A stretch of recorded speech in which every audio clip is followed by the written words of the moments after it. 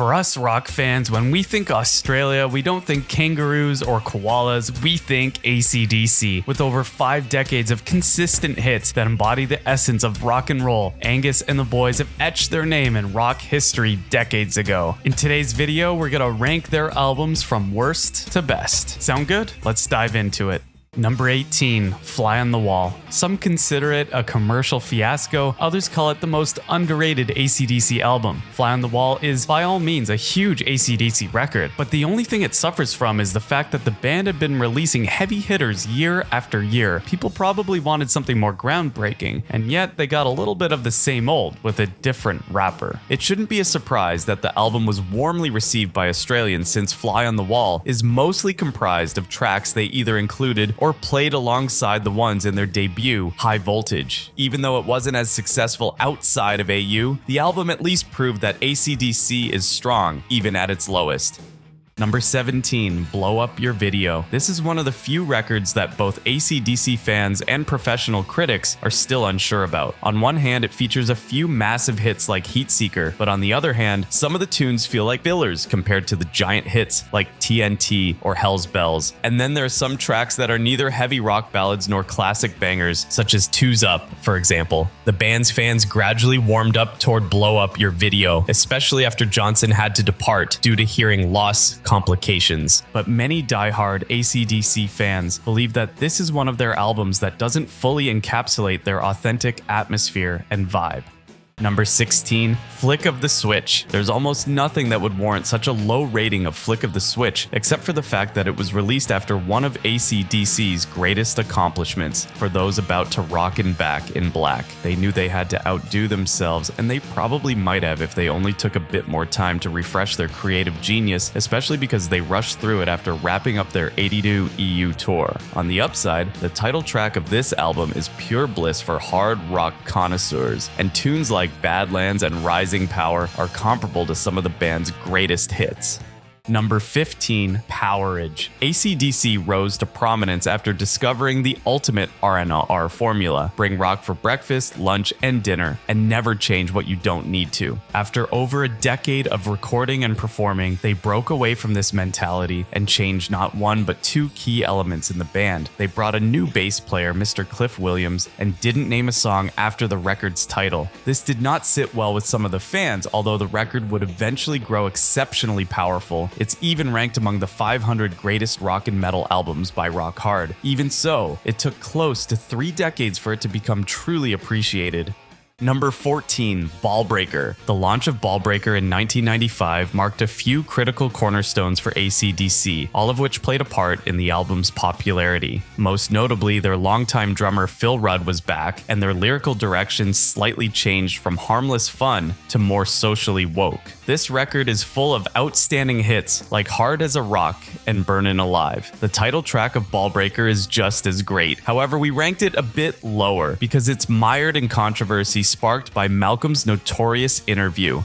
Number 13, Stiff Upper Lip. A prime example of superb execution and performance, Stiff Upper Lip perfectly reflects what AC/DC is about from a technical standpoint. It's got an amazing vibe, and it was warmly received virtually all across the globe. However, it fell short of magical in the creative department, featuring recycled riffs and singing melodies meshed with original ideas. And here's a fun fact: the album was produced by George Young, who is actually the older brother of AC/DC's founding members, Angus and Malcolm Young. He left us in 2017. Just 3 weeks later, Malcolm joined him for a jam in heaven. Number 12, Power Up. The glorious return of the band's long-running members Cliff, Brian, and Phil. The first record they released in 6 years, and one of the 2 albums that reached the number 1 position across all global charts, the other being Black Ice. Power Up is a monumental AC/DC record in all respects. The band went full circle with Power Up, proving that the authentic AC/DC sound and style have remained untarnished for over 5 decades. Power Up is a tribute to Malcolm. It's not just a tribute though, as every track on the album was co-written by the late guitar icon.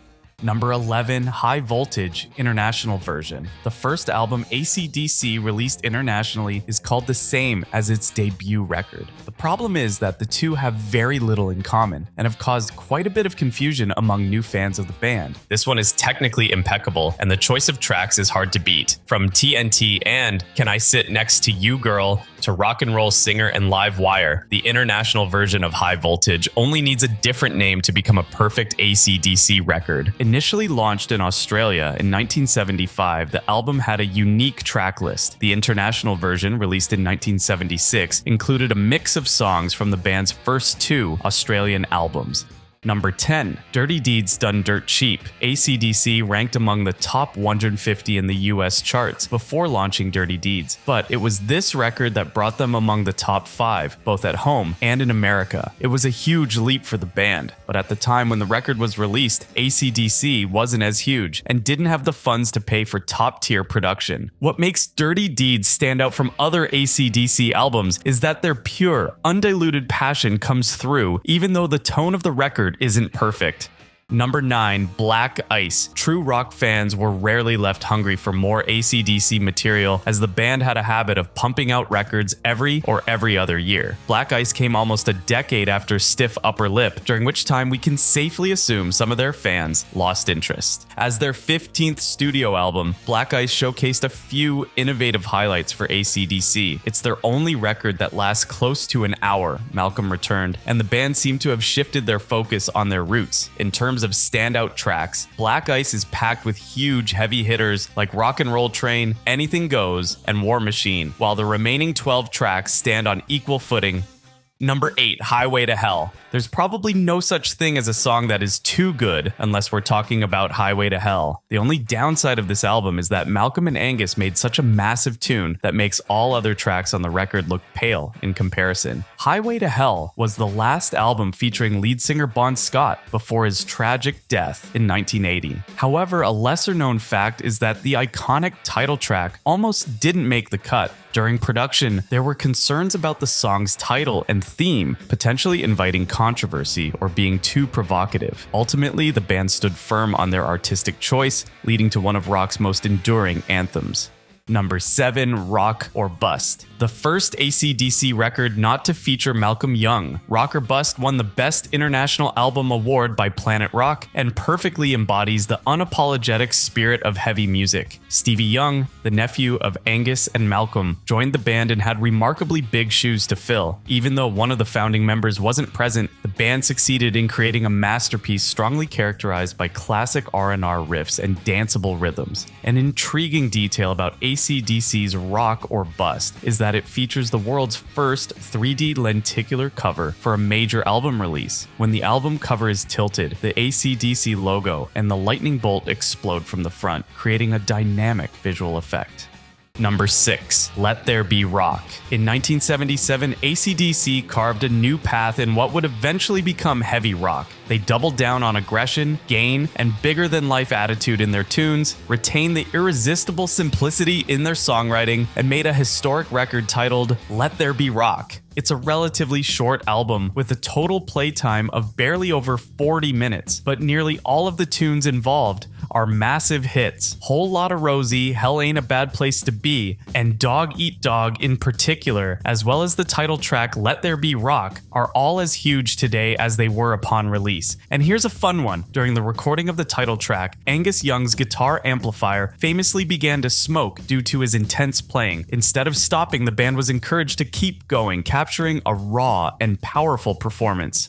Number 5, High Voltage. The album that first introduced AC/DC to the world, the Australian version of High Voltage, should be included in schoolbooks. The band's tone and musical style were still undefined, but their cohesion and spirit were as savage as ever. The historic significance of this record is undisputed, and even though the songs comprising the album aren't overly polished, they exude the true spirit of rock and roll to the core. Now, you probably know the iconic track It's a Long Way to the Top If You Want to Rock and Roll, and that bagpipe solo by Bon Scott. Here's a fun one. Bon wasn't just miming for show, he genuinely played the bagpipes, blending rock with his Scottish heritage.